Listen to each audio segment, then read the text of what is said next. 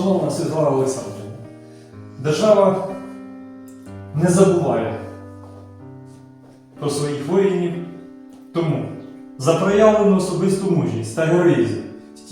стійкість та рішучість при виконанні військового обов'язку в умовах, пов'язаних з ризиком для життя, при здійсненні заходів із забезпечення національної безпеки та оборони, відсічі і стримуванні збройної агресії Російської Федерації проти України, згідно указу Президента України від 24 лютого 2026 року номер 148, Гладиш Юрій Анатолійович нагороджений орденом за мужність 3-го ступеня, на жаль, посмертно.